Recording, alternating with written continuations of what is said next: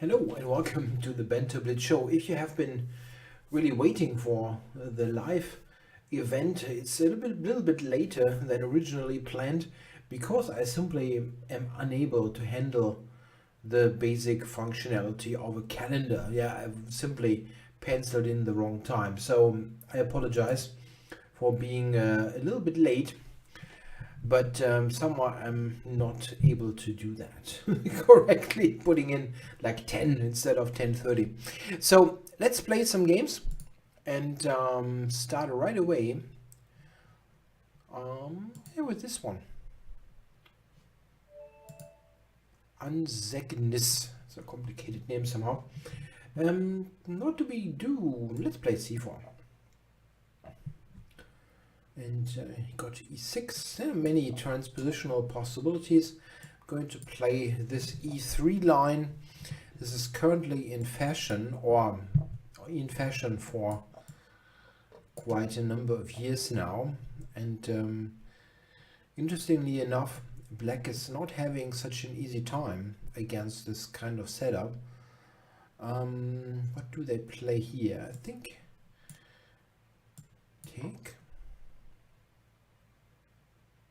I had this on the board actually in a tournament game some time ago. Queen takes. I would have thought e takes, but okay, let's put this out with the tempo. Shouldn't be too bad. Queen h5 is hit by g4. Yeah, I'm not going to be... Okay, let's just not be too quick about this. It's clear that after g4, black takes, rook g1, I'm winning. Yeah, but still, let's do that. You have to be aware of the enormous weakening of the long diagonal. So this is something that could blow up into my face if things go wrong. But it looks pretty dangerous, actually. The queen probably goes to a5, I guess. Queen h3 looks wrong. Not sure if I can refute it immediately. The queen is very short of squares. Yeah, bishop f1 sends it back to h6 already. The alternative is rook g1 and then rook g3. It also looks like a reasonable idea.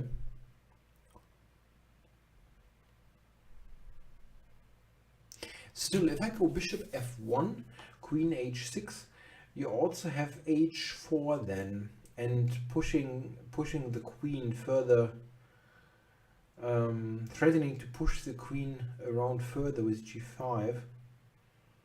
That's interesting. But the same thing can be accomplished also with rook g1. So this is a complicated situation that is pretty sure quite good for white, but it's not so easy to handle. I really did not want to undevelop the bishop totally. Yeah, hello to Balash in the chat. I hope you're all doing fine. I'm going to also fire up the chat on all the other platforms, not just Chess24, but also the chat on Twitch and YouTube and Facebook. We have all the platforms here available. So bishop d6 was played. So this is not really addressing the move knight to g5, right?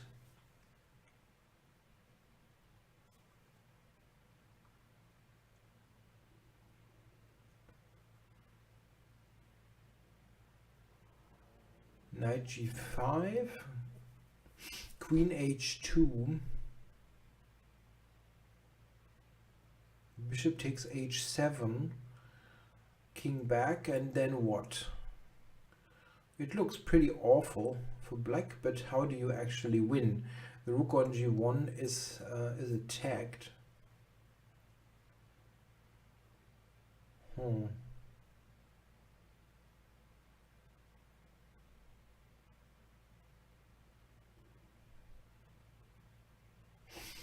Okay, I'm going to do this even though I didn't want to. But Twitch chat says, good old ChessExplained with the glasses, high voice and no hair. Since when do I have a high voice? That depends. I mean,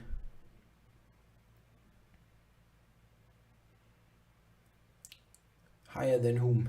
I don't know.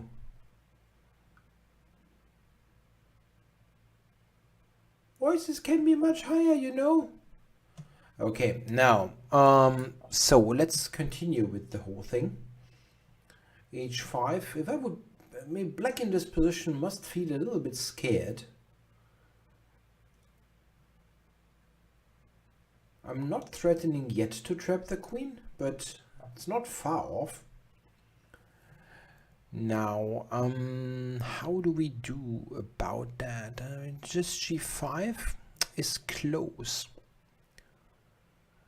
G5, queen takes.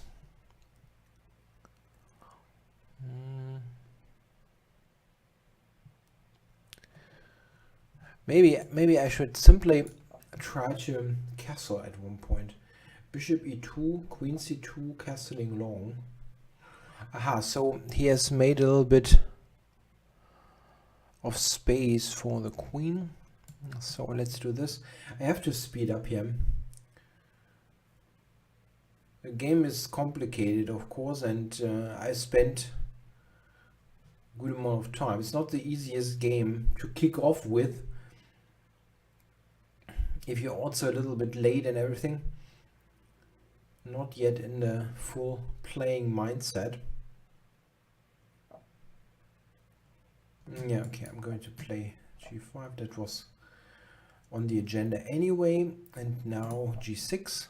He cannot take it with the pawn there because of bishop C4. And he did. Okay, so I'm winning the queen. I'm not winning the queen. Okay. It's still good for white though.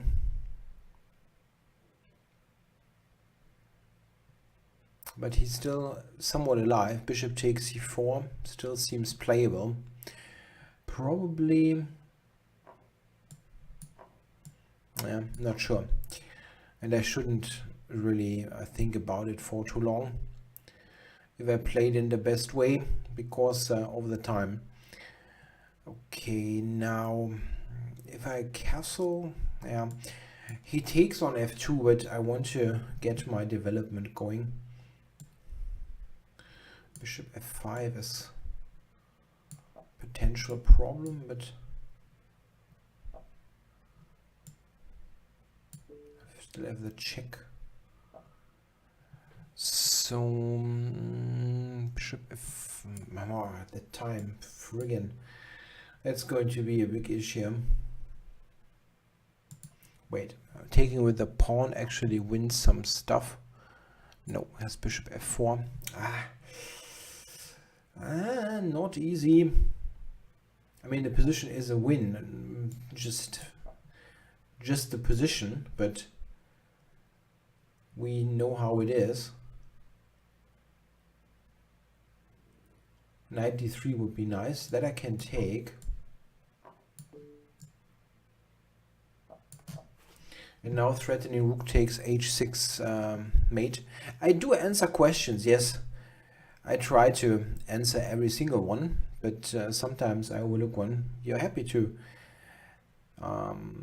ask me whatever you like, within reason. Okay, so take this, and now this one.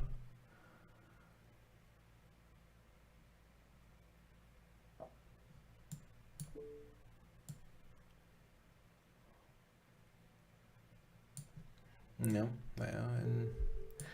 so I managed to unfortunately win with mate or mating attack. Otherwise it wouldn't have been possible with the time. Interesting position there. I wonder where on earth did I spend all that time? Like every single move, I spent a little bit too much. Like 50 seconds on rook g1, that's a bit much. Yeah, thanks for the game, Unsickness. Okay, so who is challenging me? Kigi is challenging me. Let's do that. And I got some water with all the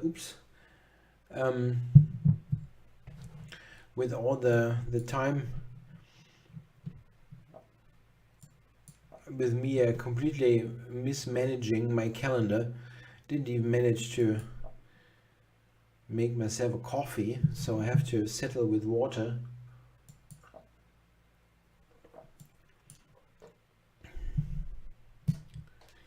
Yeah, played a pretty unspectacular opening here.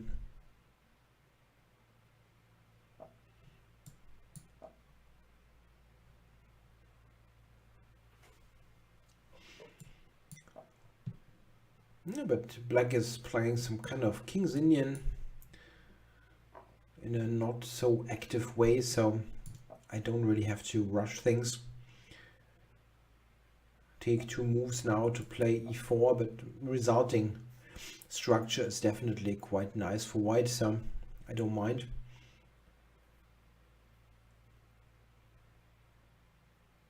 Well, black will probably play c5, keep the whole... No. I was expecting him to play c5, keep the queen side somewhat closed, and then push for f5. Here, a big problem is... okay. That he's not easily playing f5, but doesn't look like he wants to do that anyway. So this knight is going to be pushed with a5. So there's a question in the chat, 2 actually. One, if I will do or when I will do something new on my YouTube channel.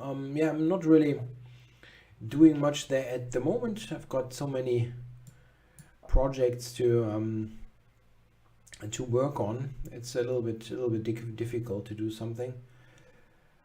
I do the odd Twitch stream, for example, so you're also welcome to check my Twitch channel. I usually post whatever I do there also on YouTube, but it's not very regular, I have to say.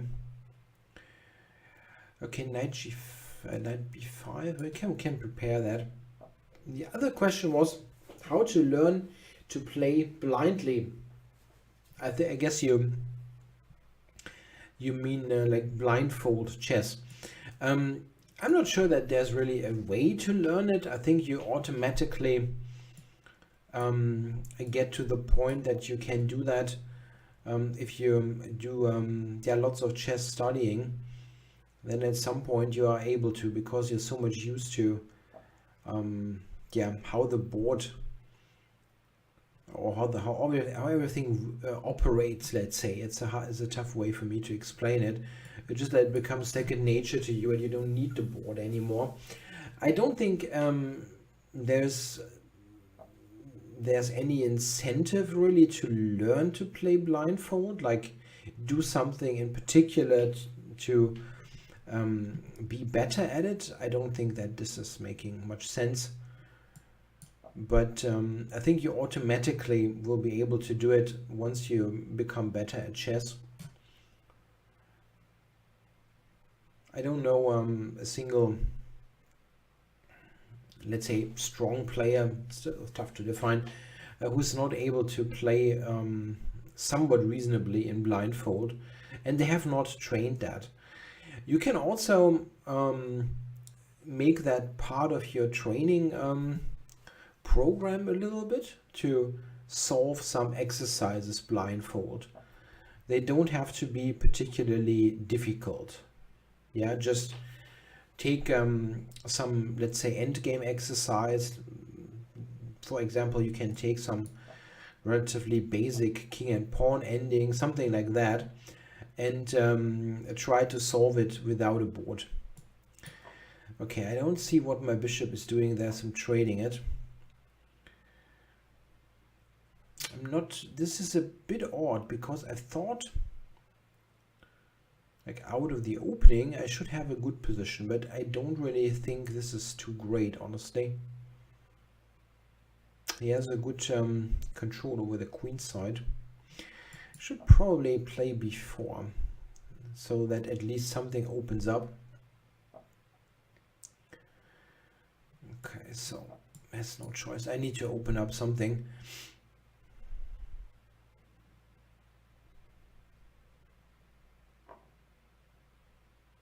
Yeah, it's not bad for white, just a little bit odd. So here I can take c5 and then take on e4 with the rook. I'm not sure if it's really a good thing though. Yeah, I'm just going to take on e4 with the knight.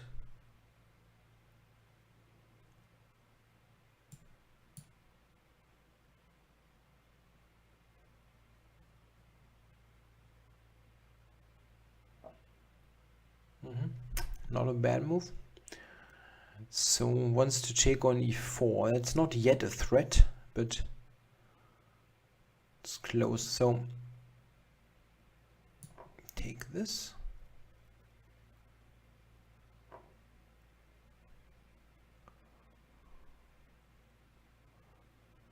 And go here.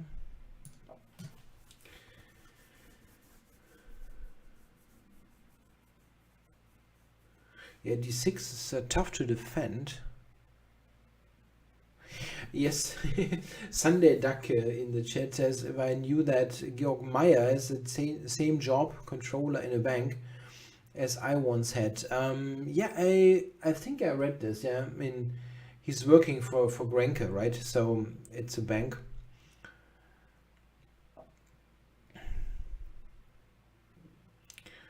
Okay, now where do we go exactly?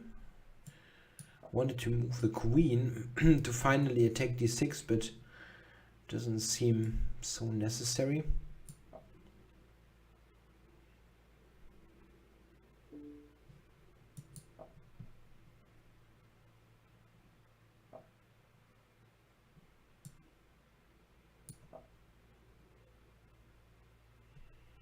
Yeah, a-pawn is pretty dangerous.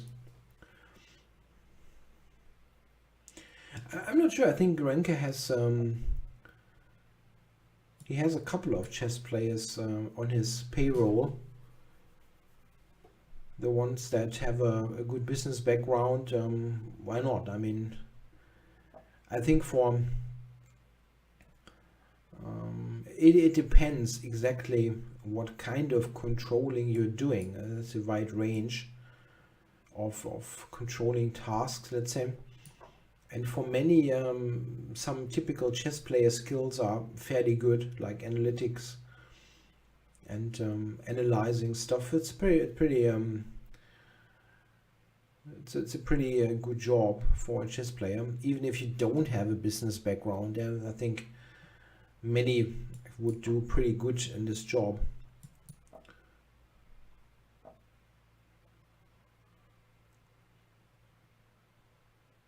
Yeah, okay, let's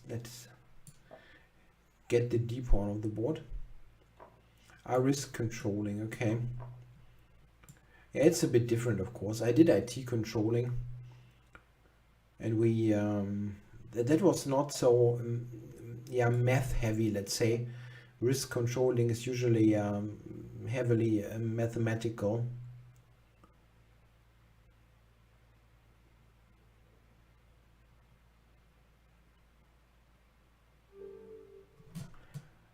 All right, thanks for the game, Kigi. Yeah, I had good control there, but somehow it wasn't going so smoothly. Like here, I thought my position must be really good, but then it wasn't so obvious. Okay, so who else is challenging me? I've got a challenge by MDM. Let's do it. MDM, playing the black pieces.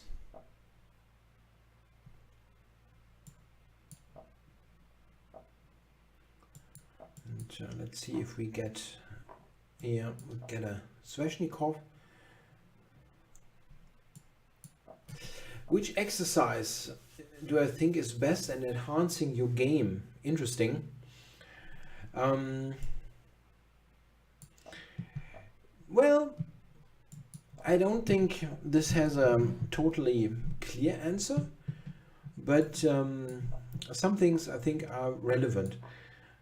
It's, I think, usually best to fix huge holes in your game. If you have some part of the game which really is subpar and you lose games a lot because of a certain weakness, it makes a lot of sense to address that.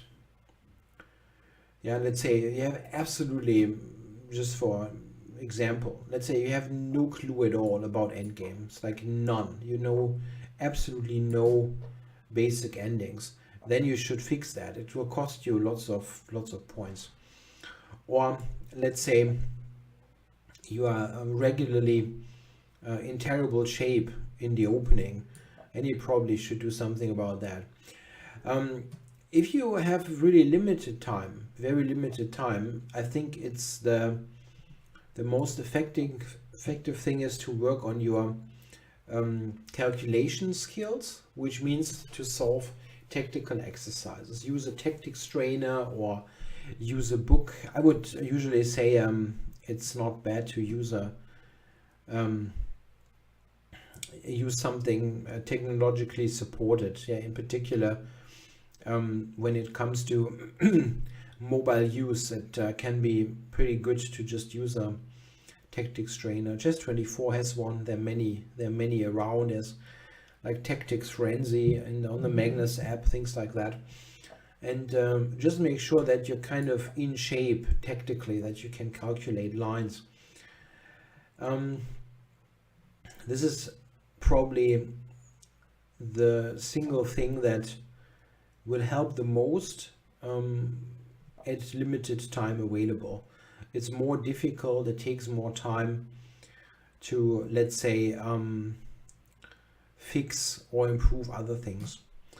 So here I'm fairly okay with this position.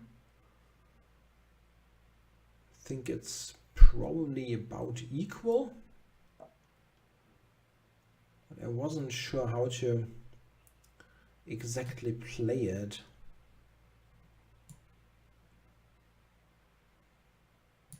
B4. It's really complicated, and it's 3-minute chess, so you have to make somewhat quick decisions. Yeah. No, I have not read all the books behind me, but there are many.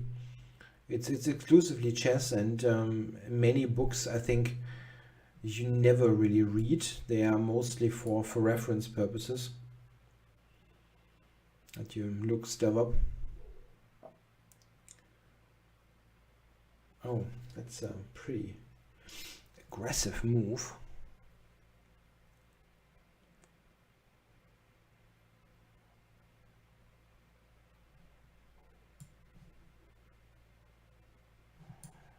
Oh, okay. Interesting.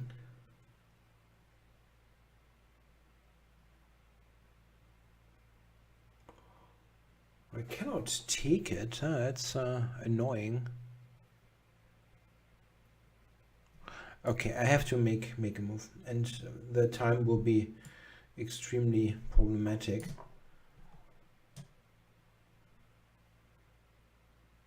This is probably very good for white, but I couldn't find a good solution.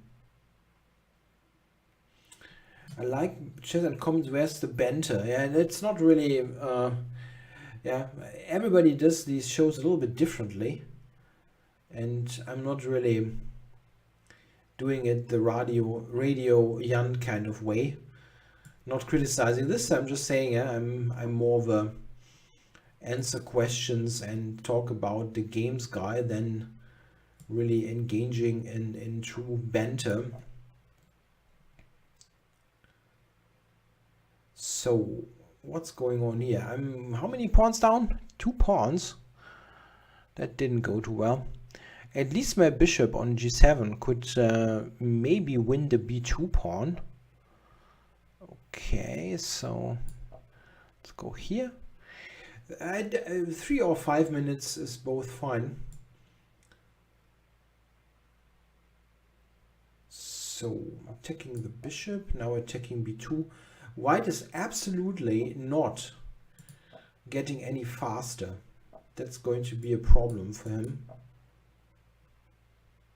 He's going to lose on time, almost for sure. Rook c1 coming. Oh, okay.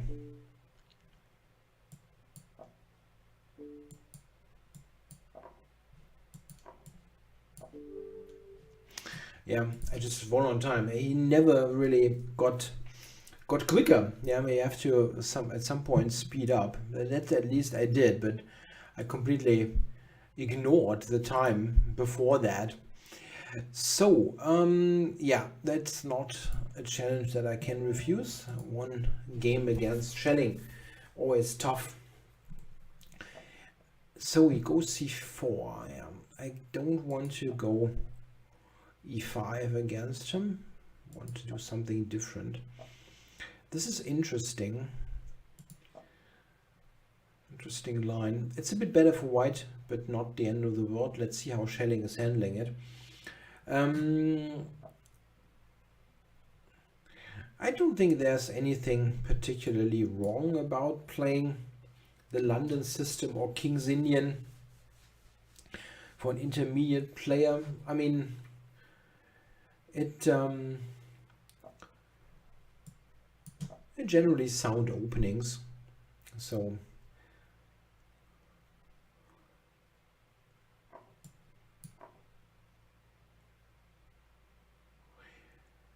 with the London system, one thing that I want to say is that it does make sense to study this a little bit and not play it in the same fashion every single time. There are people who play the London, this d4, bishop f4, and then they do exactly the same thing every single time, like e3, c3, h3, and so on. This is very unambitious, and if you do it a little bit with a little bit more flair, you can play the London quite interestingly.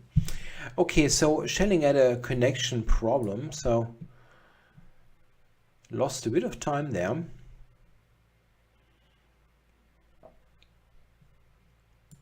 So I'm going to attack the center. And well, not unhappy here. That looks like a reasonable position. I'm now threatening queen h4.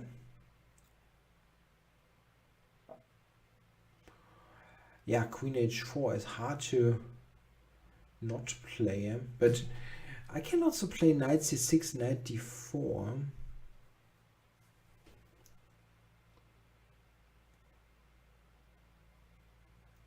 Or bishop c5. Bishop c5 stops him from castling. That looks good. Queen h4, he will probably simply castle and give me a pawn.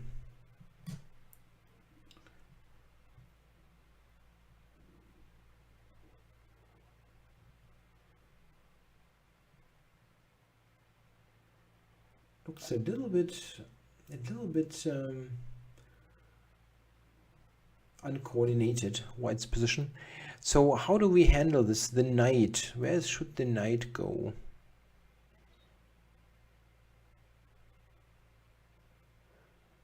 Yeah, probably just to c6.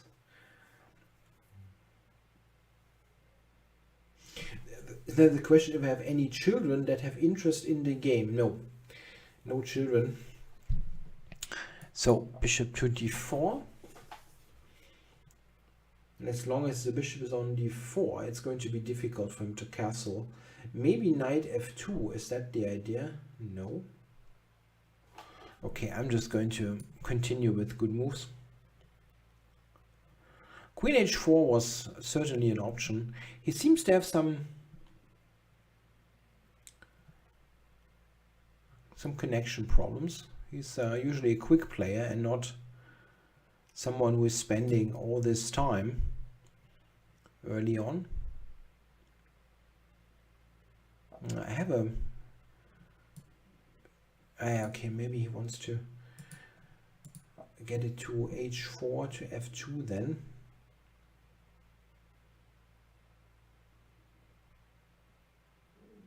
Yeah. possible.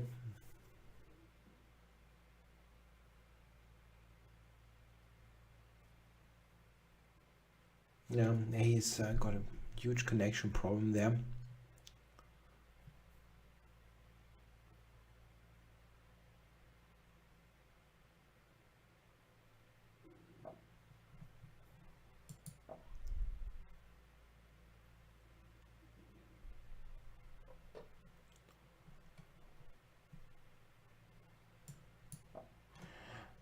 I have thought about this. I'm going to offer him a draw. I mean, we have played so many cool games over the years, and I don't want to benefit from his connection problem.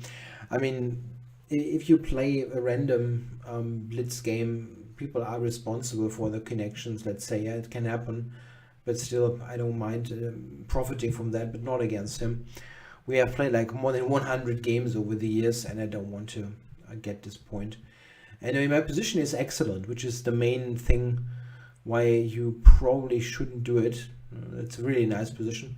Got great control over d4, but yeah, it makes no sense. You will just lose on time.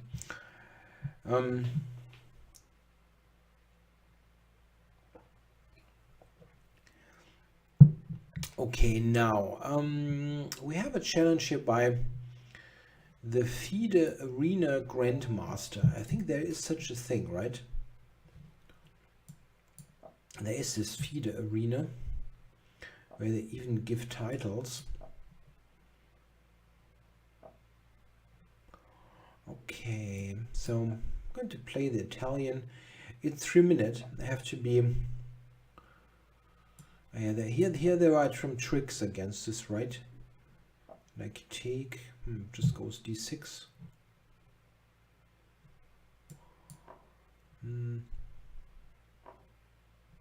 Okay. Isn't that giving me a pawn? I'm winning a pawn here, right?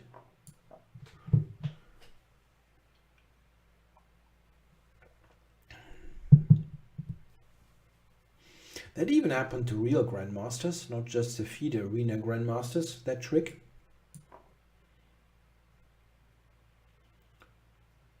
Gift me the pawn. Knight f6, bishop h6. This is how the line ends in my Keep It Simple e4 book.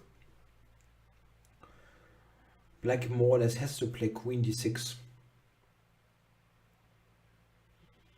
That's the only move I think that kind of continues the game. Yeah, and it is really, really not good. Ah, okay. My opponent rating is 2224. Yeah, that's true.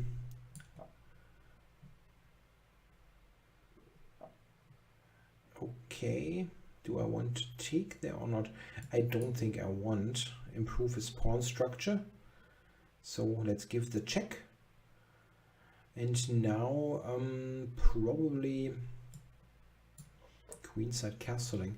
Question there, if I ever been to Russia? No, never been.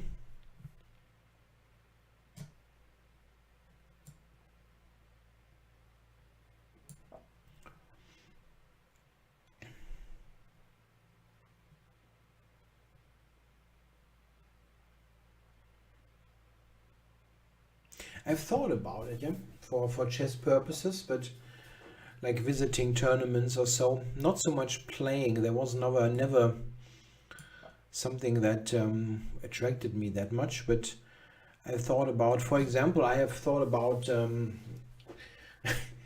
wouldn't have been a really good idea considering how it turned out, but I have explored possibilities to go to Yekaterinburg for the candidates tournament quite a bit before the Corona thing hit, and well, that would have been, it would have blown up in my face quite a bit, this thing.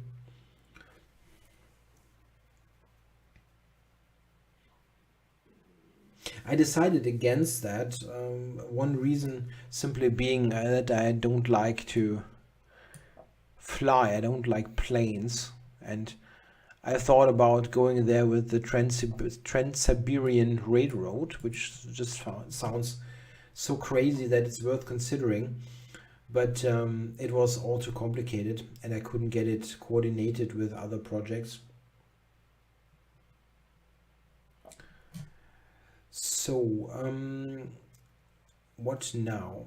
Take it?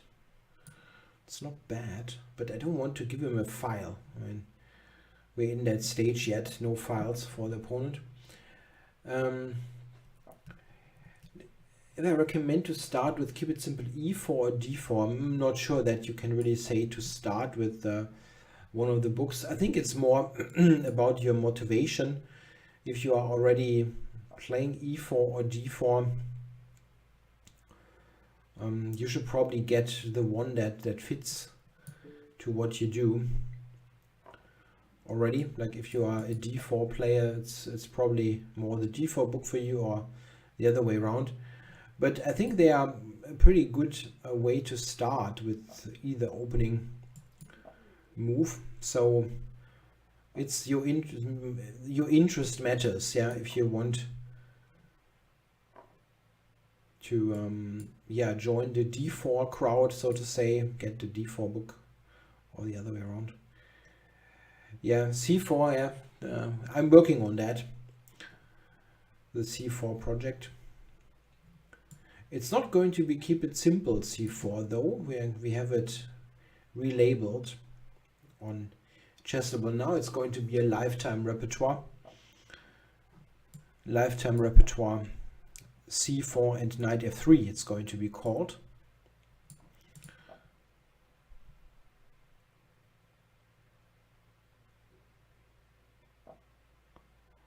Okay, so can take some stuff.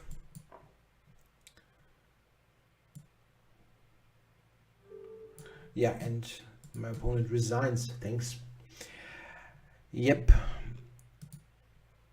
Okay, now challenged by Phlegmatica, FIDE Master. And yeah, I can go e4. Let's mix it up a little bit. Yeah, the coming book will not be called Keep It Simple 1c4. We decided to take a different naming approach and make it a lifetime repertoire. There were two reasons for that relabeling. One reason is that the way I'm going to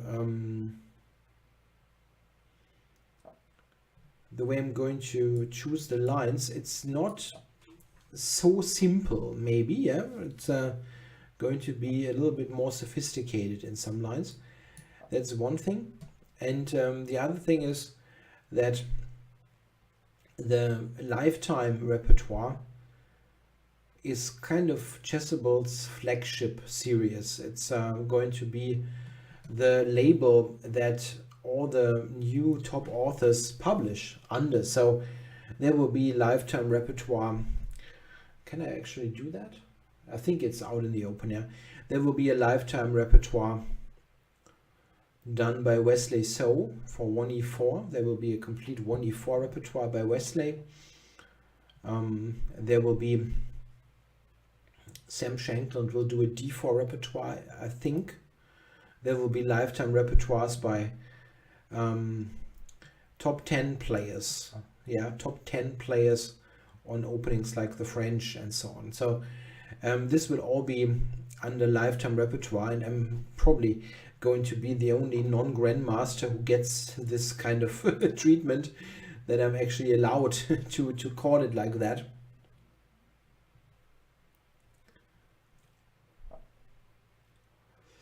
So I'm happy to being able to do this kind of a flagship product, let's say. It's not planned to do a print version of it at the moment.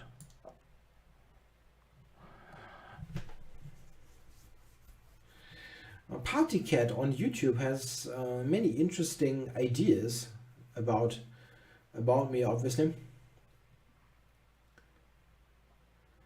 The books are elaborate. The books behind me are elaborate sleeves for a vintage adult film collection. I can absolutely say that's not the case.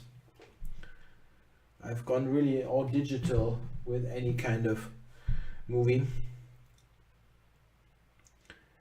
I mean, like I don't have. The only DVDs that I still have is my old Soprano collection. Sopranos, yeah, the TV series.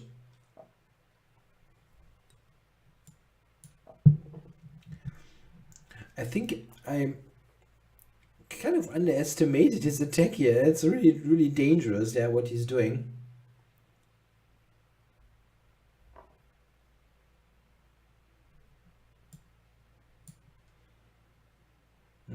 Yeah, I don't have a choice. And now this one.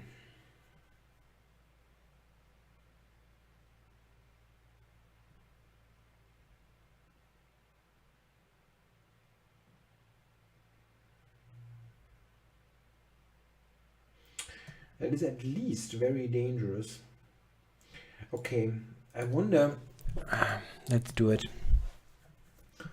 If there's any point in checking other queen moves. Queen e1, for example.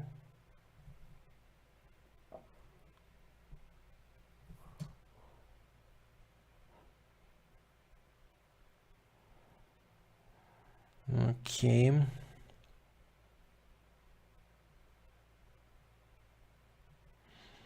Knight f1, he just takes twice on f2 and then takes e4.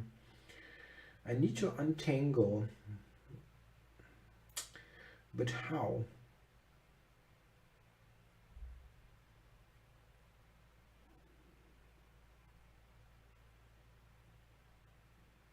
I could have just taken the queen. Yes. Yeah, I could have taken the queen. What on earth?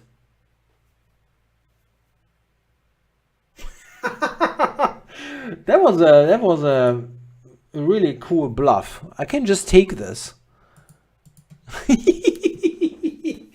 Oh, that was kind of a miss there. Very fun. Okay, so focus here. Focus.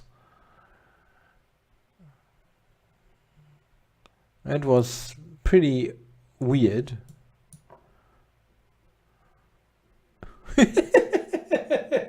I could have just taken the friggin' queen. That's fun.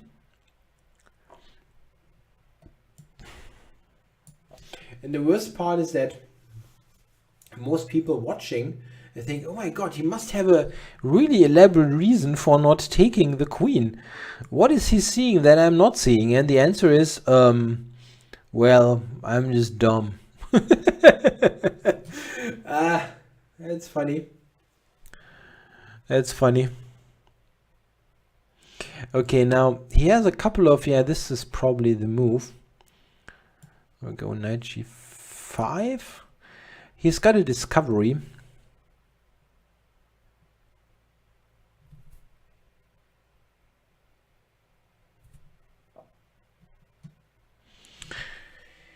Got to check here. Yeah. And then he wants to move it. Okay. Okay.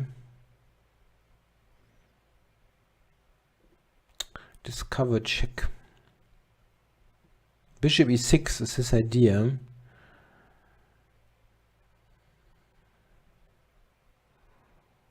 Bishop c2 is e3 check. Knight f7, yeah, I can do that. And I probably have to do it. Knight f7, king g8, knight h6. It's a draw.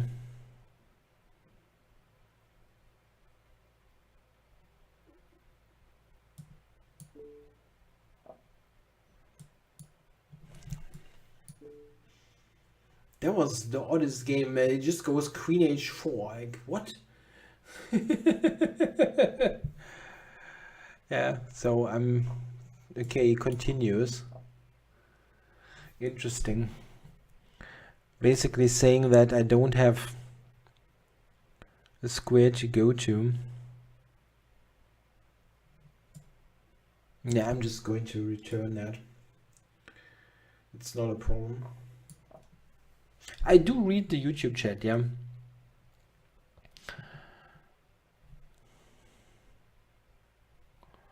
It's funny little discussion in the YouTube chat. If I drive a car and if I do so, what brand it is. I do have a Golf actually, Volkswagen Golf. So it's not very exciting. And I have never owned a BMW, which was somehow speculated. I had a Mini once, which is almost a BMW. That was making little sense actually, this move. Can go back.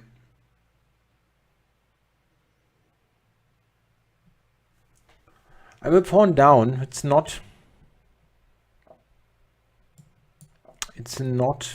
so terrible because of the opposite colored bishops. So yeah, and this is going to be a fortress, I think.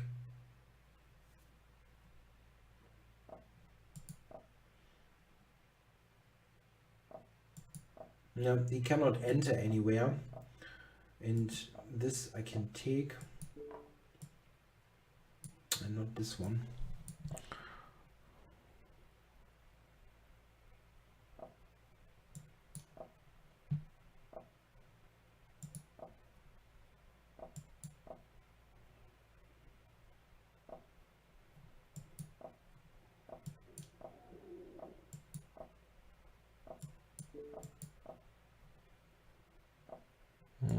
Okay.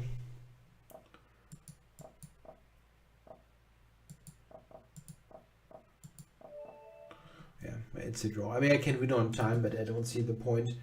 That was it was the weirdest game ever. Yeah, I can just take the queen. I can just take the queen. He played this.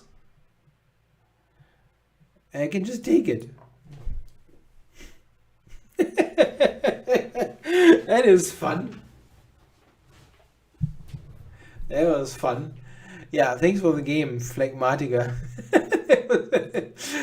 Yeah, I completely believe that you can play Queen H4. Yeah, it was really cool. Okay, so let's play Eisenstein. Let's go D4.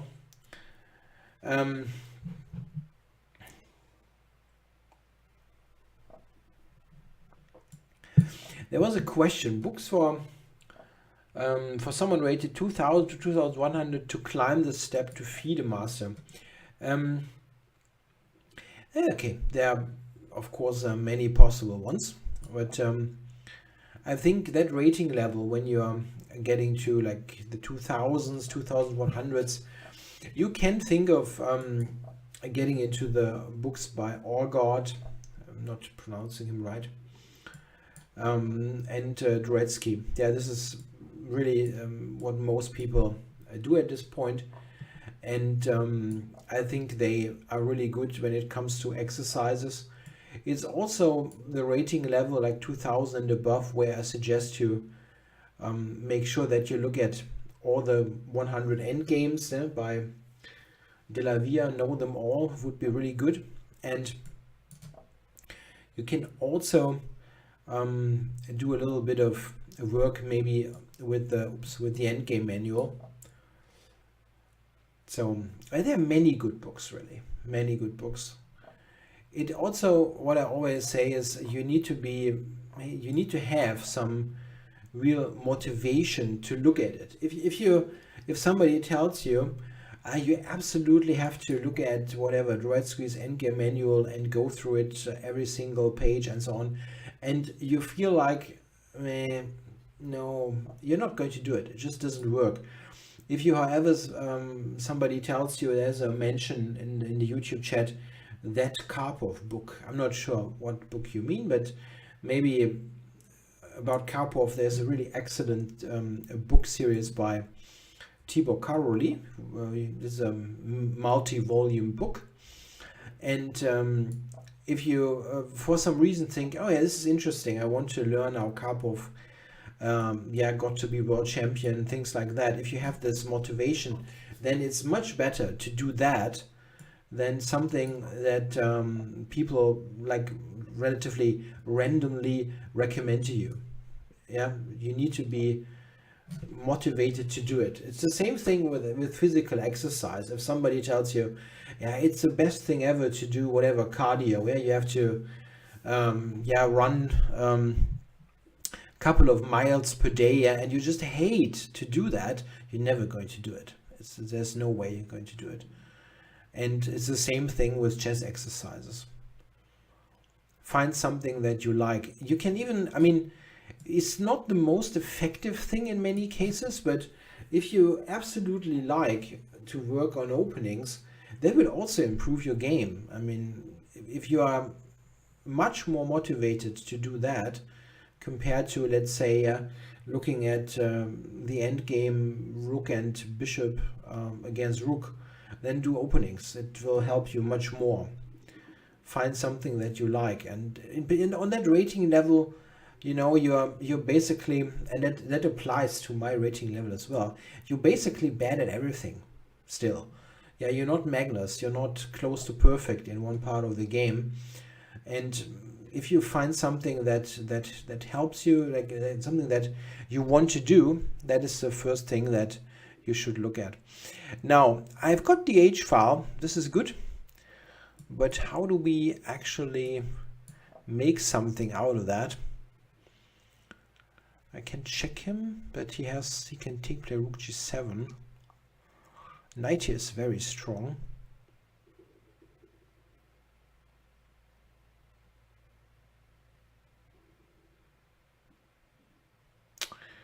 Don't really see a good way forward. It's nicely defended by him.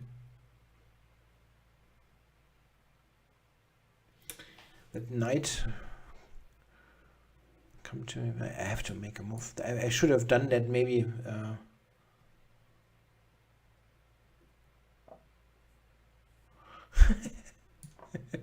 There, somebody used the name ChessExplained. That's funny. No, I wouldn't mind that, of course. There's no trademark, yeah, on ChessExplained. I mean, ChessExplained is actually there are some books with this name, right, from before my channel was started even.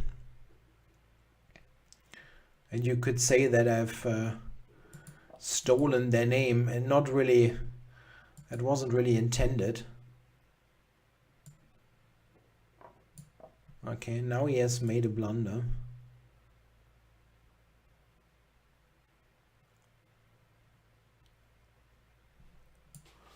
Yeah, and he's slowing down, which is very important. I'm catching up on the clock, so I will be able to probably convert this,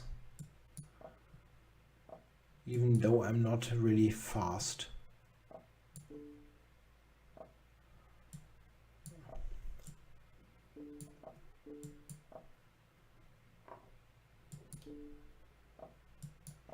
Yeah, I just saw that it could be tricky, so give me the rook. Give me the second rook, please.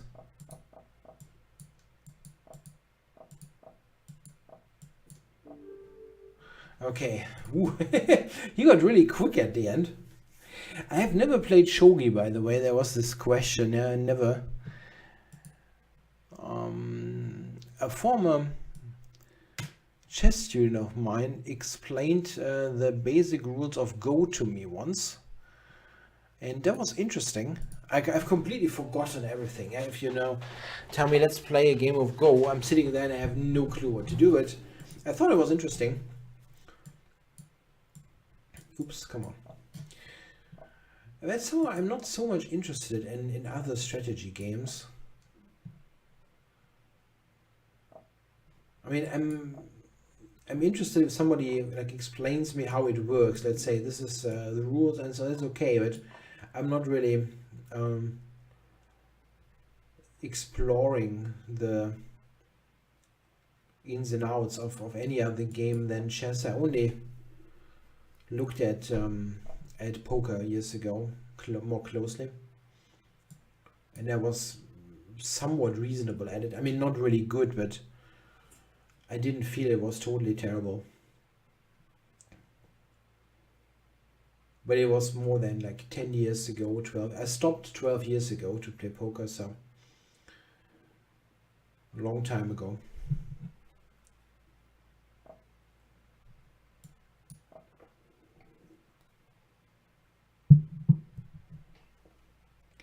So I'm playing voleur. I cannot do that. Voleur de poule. I think that's a chicken thief. Yeah, somebody translated to me once that this is the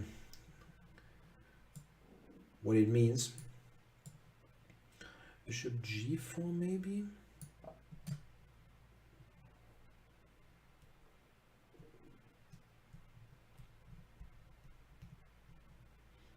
I think the Grandmaster preparation by Orgard can be used, yeah, by 2000 and 2100 players. It's going to be challenging, but I think it's possible to do it. In particular, the ones that like the positional play and strategic play are doable. The endgame play I feel is very difficult, but the ones I mentioned are quite okay for 2000s. Okay, now this is a kind of a textbook Nimzo-Indian type of position. How do we play this? Couple of things.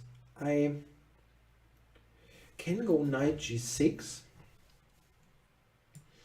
Let's do this. I want to try to establish the knight onto the square.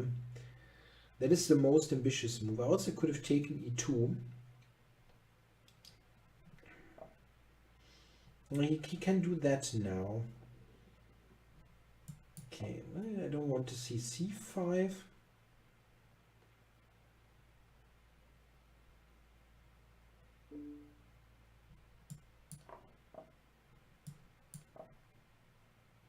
Why do older GMs getting beaten by younger ones? Is it calculation? Yeah, sometimes. I mean, it depends how old you are. You can maybe like yourself. I mean, the guy who's posing the question. If you are very young, you might not experience that yourself, but if you get a little bit older, like I'm 45, and you recognize that you are losing a little bit of the quickness of thought, goes a little bit down when you're getting older. It's just like what it is. It's a natural thing, and it's of course a little bit different with everybody. I mean, it's just like with other areas of cognitive abilities, not just chess. I mean, you're just getting a little bit worse at it, whatever you do, and this is probably what happens most of the time. There can be games where the older player is compensating this with like superior knowledge, let's say. But that has its limits. You still have to play well. Knowing stuff is good, but it doesn't make you play good moves necessarily.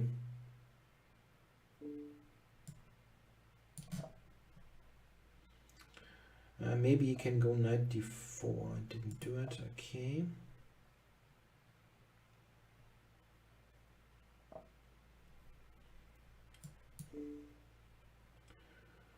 Okay, I win a pawn, but he has got some counterplay.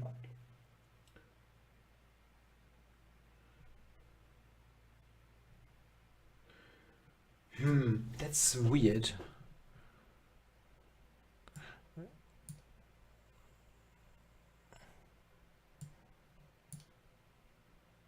See, this is one of those games.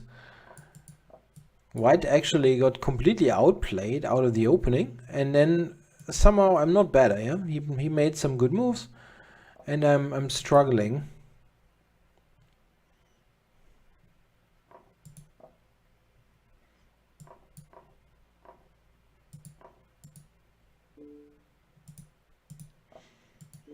Knowledge doesn't translate into good moves. This is sometimes the case, but not always. By far not always.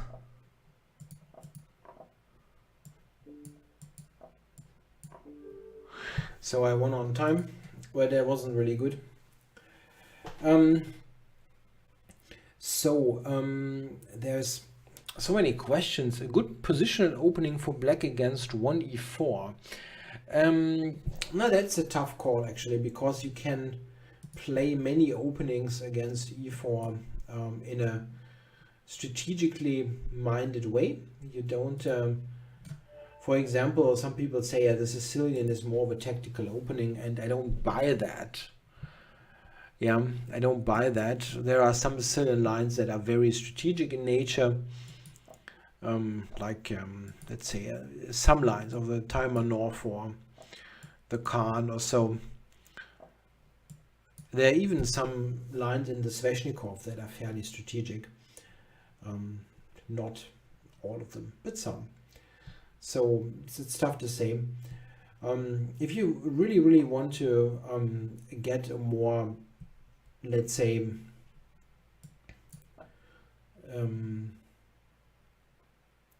what is the right word to do that? A little bit of a drier position, let's say, where it's not this happening so often, this blunder. May lose a full rook here in this line. It's a nice one. I should still focus. I think I recently had a game here where I did win this. Even though I'm a rook up, or now I'm an exchange up and a pawn. So how do we play? Probably bishop d2. He still has a hard time to ever move the rook. Now let's do this. Sorry, I've got a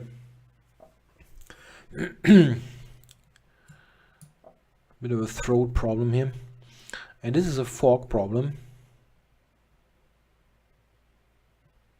I play 3 minute, 5 minute, everything's good. I can even take this first and then take one of the knights. Yeah, thanks for the game, Shoulder Doctor. You can simply not take on d4. You should play bishop d7 here.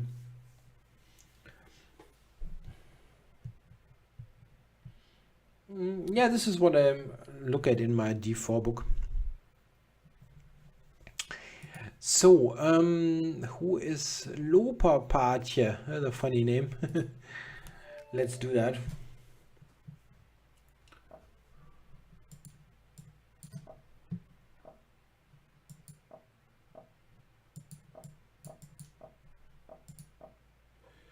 So close Sicilian we get. Going for the so-called Botwinic structure.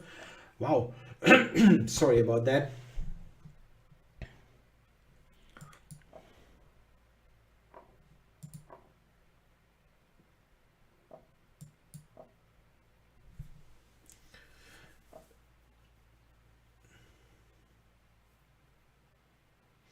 Yeah, I'm not an expert on that. There's a question, what is the peak of quick thinking? 25 years of age, maybe. Yeah, it's tough to say. Really tough to say.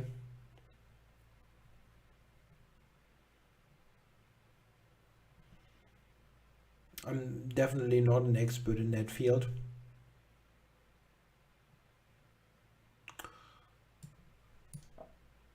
Yeah, this is a Dutch name, yeah, the combination of bishop and knight.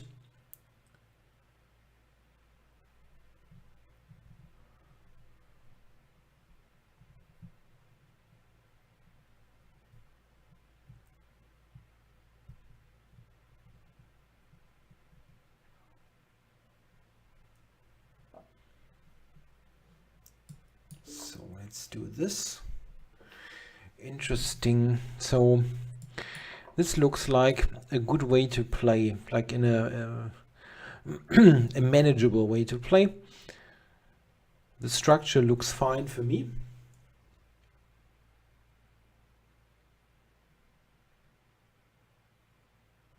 So I take.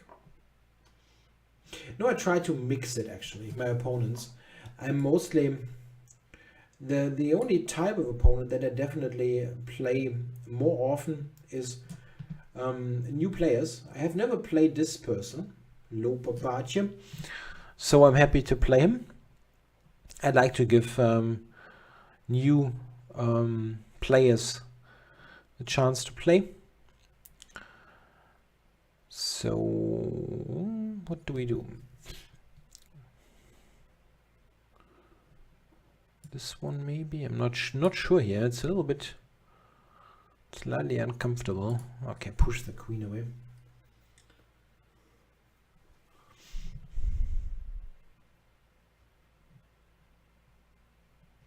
I think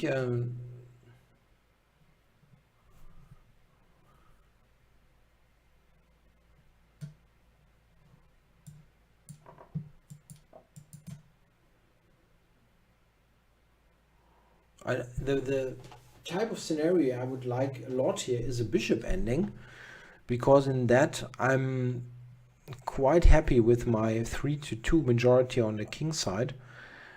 Okay, so let's prepare f5.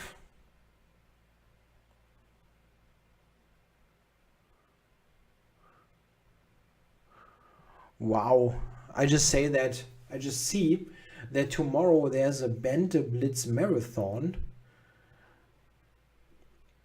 Wow, nice. So tomorrow you can watch Banter Blitz by a huge crowd of players. Fantastic. And many new ones. It's really cool. There's Banter Blitz, for example, with all the participants of the Steinitz tournament. Also with all of the women players like Sansaya Abdumalik and Antonetta Stefanova. Interesting. I can also try to pronounce Zarazadat Kademilcharie, probably doing terrible. So pretty nice. So now let's not lose on time here. Lopapache played well. It's just completely equal, I think.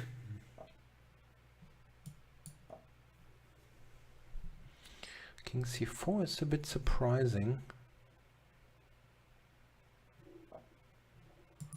So let's push the pawn.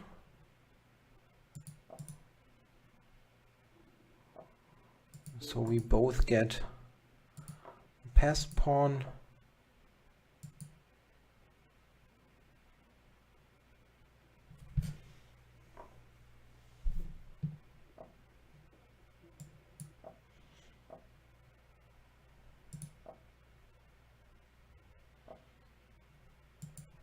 Ah, yes, a check there. Okay. Bishop c6 check at the end. Okay. So let's run to this pawn and secure a draw.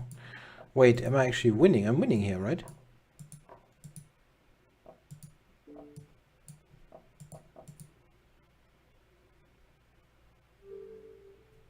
Oh, he resigned. That's very kind. I'm not sure that I managed that in 3 seconds. Yes, the Grandmaster repertoire books by Quality Chess are of course very good.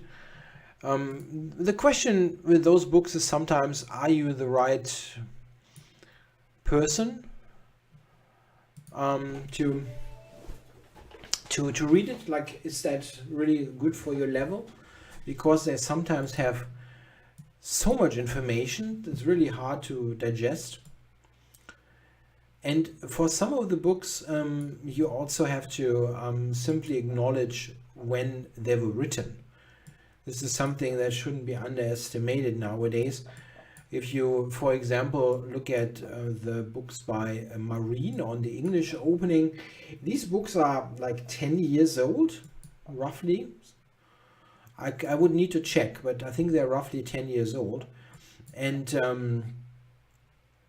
10 years old means normally that the opening book is unusable on a high level, because it is just completely overturned by now. The theory is just what it is, and it's not a criticism towards the author. This is just what it is. I have written my Nimzo Indian Bogo book in 2014, released 2015.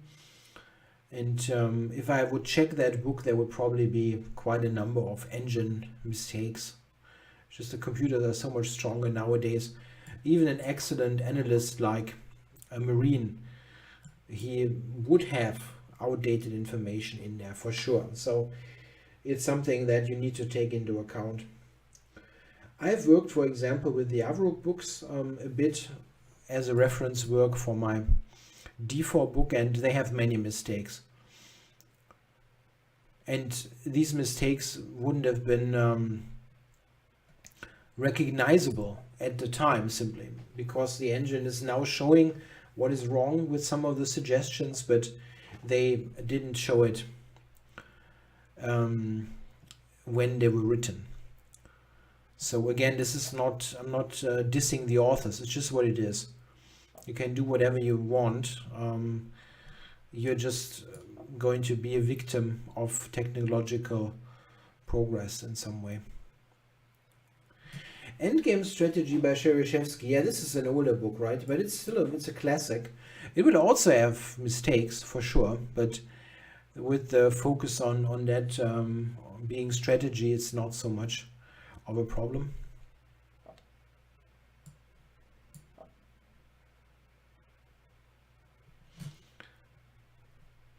Why is it that people that have a username that's all in capitals are always making some kind of complaint that makes no sense? But okay, I'm not going to do a further analysis on that. My take is that people who have all capital names in the internet, on the internet, have some kind of a problem sometimes.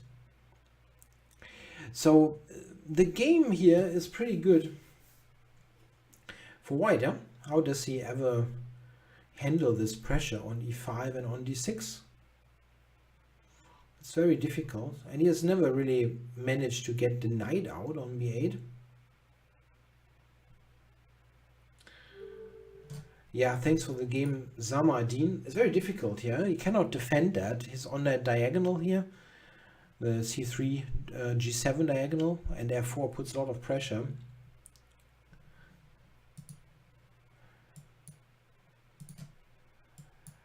Okay, now, who is challenging me? Is there somebody new there? Zanku Kai.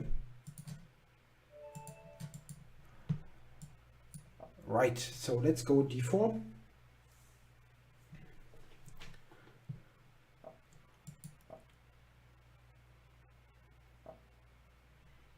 And go g3. Ah, greetings to Duisburg. Yeah, hi.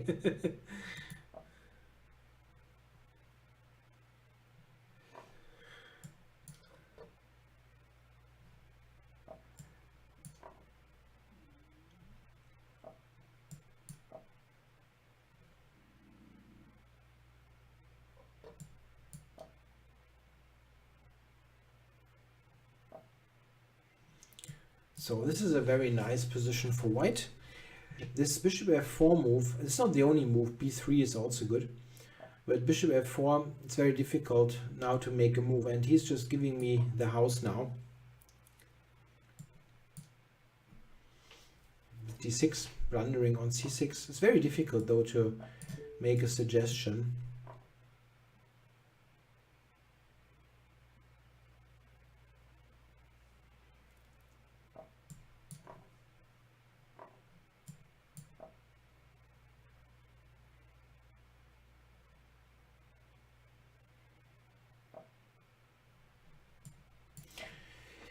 Lots of material up, but you always have to be a little bit concerned when you don't have the bishop anymore.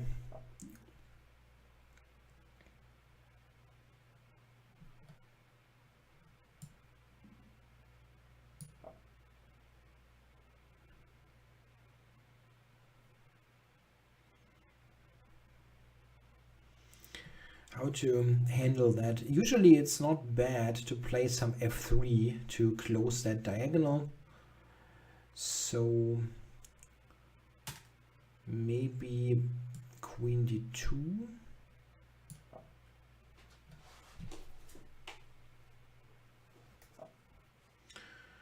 Yeah, now f3.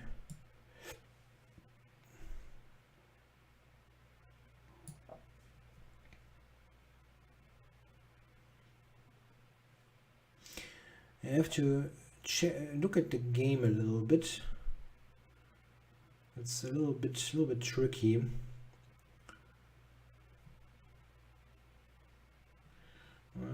This one. It's a double attack, so he has to do something with the rook, I guess. And now maybe queen f4. It covers most of the relevant squares. That looks okay.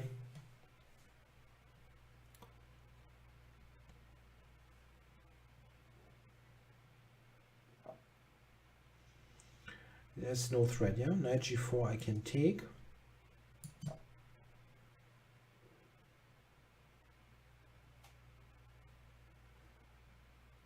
Try to play rook a1, rook d8, yeah? Trade a rook here.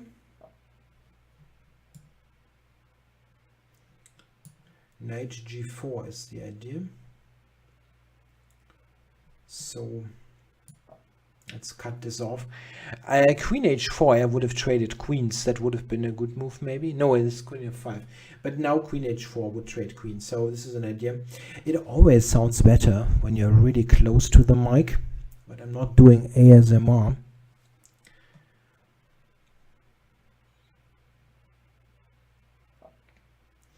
So queen h4, yeah? Trade queens. This is the sound and safe way to do it. Get rid of the queens so that you're not getting mated. It wasn't probably the mathematically best solution, but it's good to keep it simple, as I like it. Oh, I blundered that. It's not the end of the world, but still. Let's go here.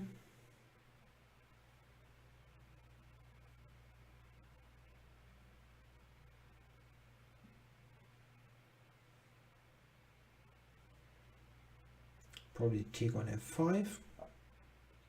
No. Why couldn't he do that? I can take c6, of course. Sorry, that was a stupid thing. Didn't see this basic point. Yeah. Let's get all the pieces in play. He's got the check though. It's something that I could have appreciated. Rook f8, threatening rook f3. Oops.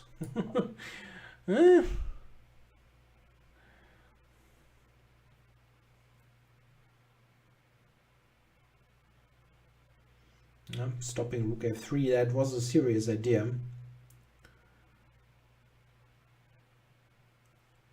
And now that looks like good control.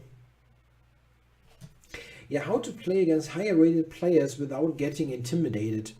That's a good question.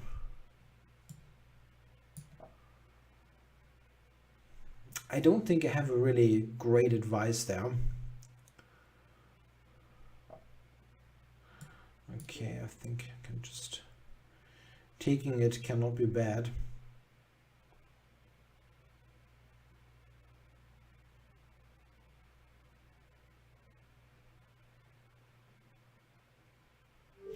I think in general, once you have faced the odd stronger player, you won't have that situation again, that it is a new situation. That, oh my god, I've never played against somebody that strong. This is something that will get better over time, of course, because just a matter of experience.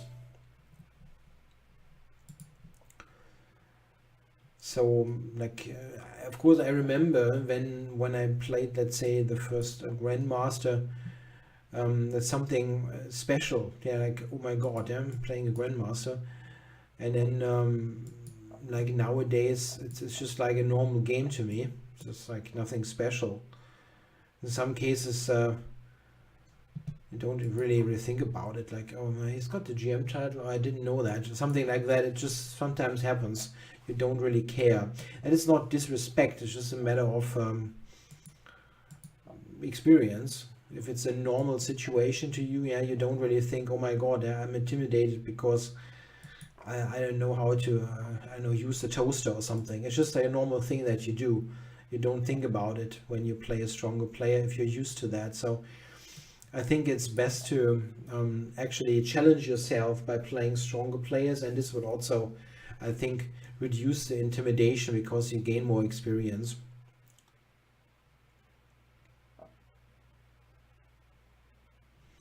So here I'm getting the bishop here. That's something that I always like to get.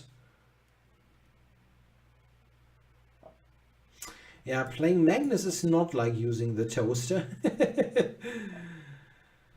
Yeah, so that would definitely be a different situation. But like, let's say a regular GM, it's not something that would excite somebody with my experience that much. So I'm going to take here and play queen d5.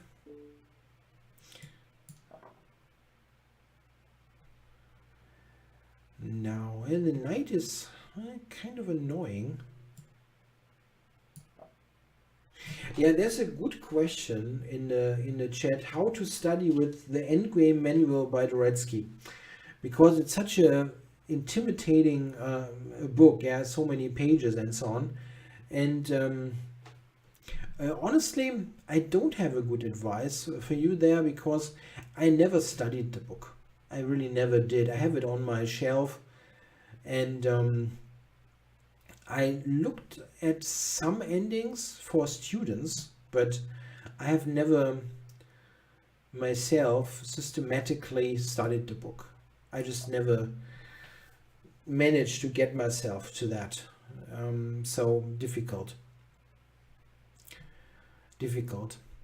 This is something that I also like a lot about the 100 endgames by De La Via. It's kind of, you know, that there are the 100 positions or 100 chapters, and you have a pretty clear idea. If I do that now and I do like 2 exercises per day, yeah, you're going to be finished in whatever, yeah, 50 days. So something like that. Or just do 2 per week and you will be managed. You will be done in a year. Something like that, I think, is really a good thing.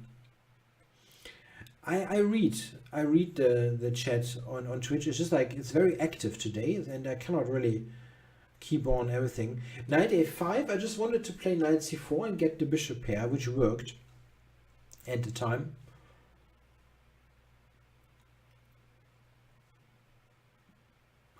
Yeah, a book on complex endgame strategy. Yeah, I'm not sure what complex is. I think the Cherysheevsky book is still quite okay. Again, it's a bit old, but you can use that. And if it's more of a strategic endgame thing, you can take the endgame manual and just comb through it and see what is more strategic in nature. Yeah.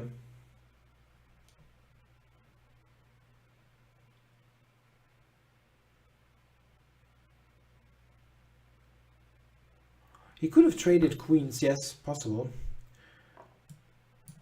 The position is probably around equal the whole time. But if he take on h5, I win c3, yeah? At that given time. Like here, if he would have taken here, like this, I cannot move that. Knight has to move, and then I win c3 at the end. So, okay, now I have won c3 anyway. For this rook ending, double rook ending with an extra pawn. It looks pretty good.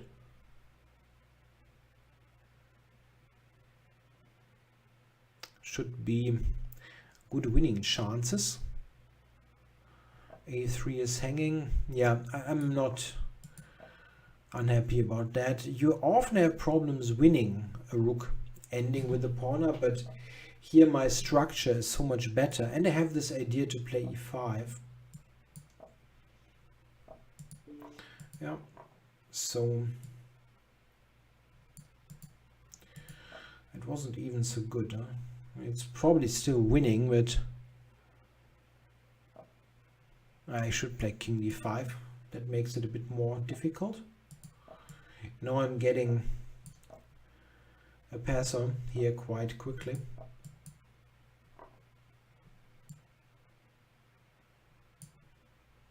Maybe he takes on g6. That's a reasonable pre-move.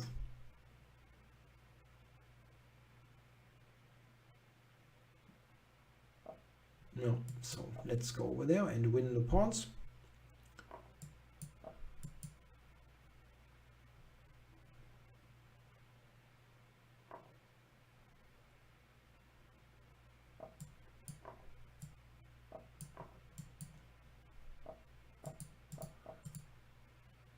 Oh.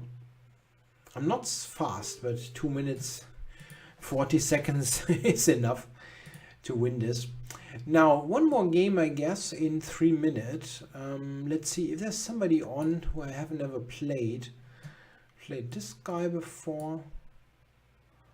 Hamemilias. That's a complicated name. It's not a premium. Okay, so let's don't do that.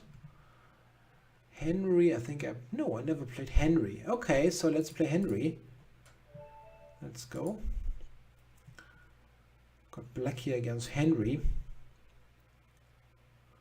That's a pretty good session, eh? Did I lose again? I lost. I had huge problems in many games. I'm not sure if I lost one. Good at forgetting. That's a good question there. What I think about Road to Chess Improvement by Grandmaster Yarmolinsky. It's a cool book. It's a little bit old, of course, but it's probably still relevant. I still have that. And recently, going to stop that game. Recently, the book by Yarmo was discussed on the Perpetual Chess podcast, one of the special editions where they talk about books. And it looks, they really liked the book, and I kind of remembered some good moments while reading that. So The Road to Chess Improvement by Yarmolinsky. It's about 20 years old. I think it's interesting. Lots of chess psychology in there, and he has a pretty fresh writing style.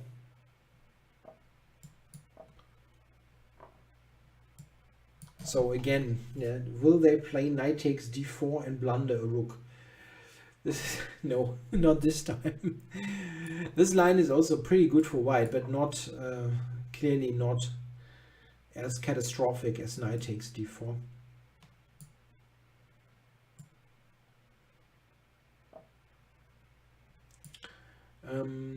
Okay.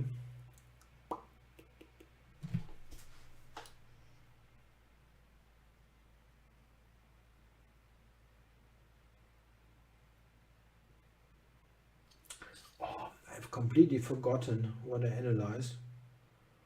What to do against this one? Knight a3, maybe.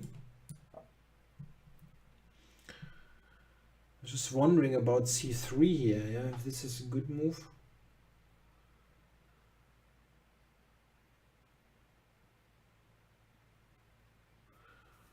And black has absolutely no development, so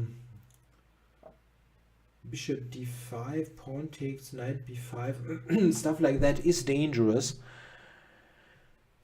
Knight b5 immediately is also dangerous, but there might be a6.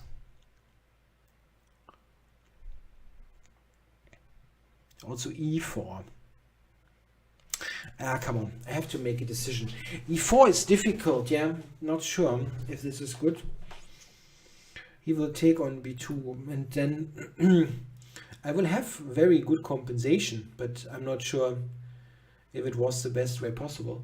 Knight b5, knight c4 are the ideas. So knight b5, threatening to win a rook again. And now, yeah, I can check. So let's do that. It's a quick decision, but now I maintain an initiative. I'm attacking g7, and I also have ideas to play d7 at the right moment.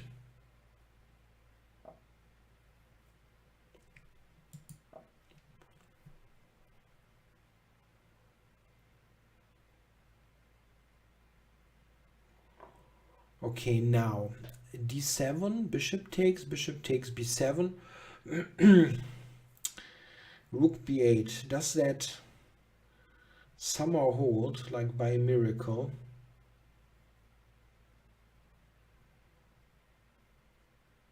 It does. That's not fair. Okay, but I'm also in quite good shape here. g7 is hanging, and I'm still threatening d7, and bishop d7, I just take b7. I think there's a question in the chat. Sometimes c-pawns are offered in the opening, like in the Queen's Gambit or sometimes in the Benoni. I don't think they can take it for free. If you look at that more closely, normally it gets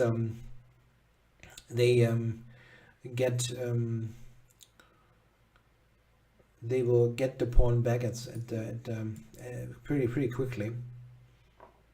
Like the Queen's Gambit, it's not really a pawn sacrifice. So bishop c7, can also take g7, but let's do this.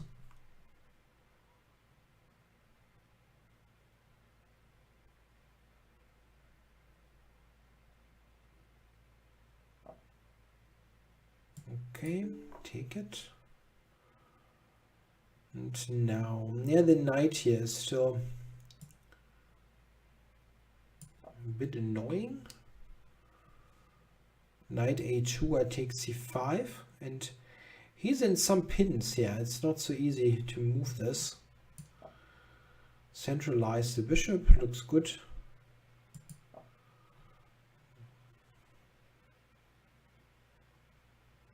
And I'm much ahead on the clock, which will probably be decisive. I don't think he can catch on here. It's a non-increment time control. We cannot move quickly and gain time on the clock. Okay, another one. Threatening rook b3. Okay, that's a good defense, but I will win on time.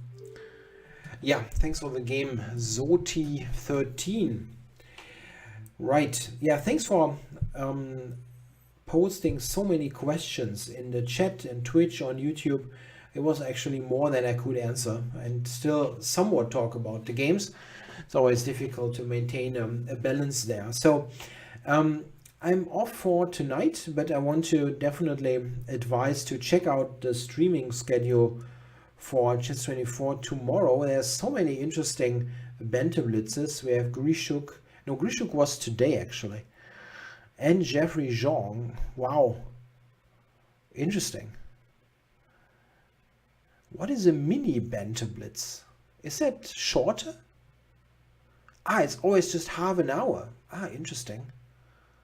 But still, I have never really, let's say, there are many interesting players like Abdul Malik. I never saw her like in an interview or something like that. Lik Wang Liam's also doing a Banter Blitz. Really cool. Okay, guys, I hope you enjoyed the show. I'll be back on Friday afternoon with the German language show, and then the English one is next week, of course. Thanks a lot for watching. Bye bye.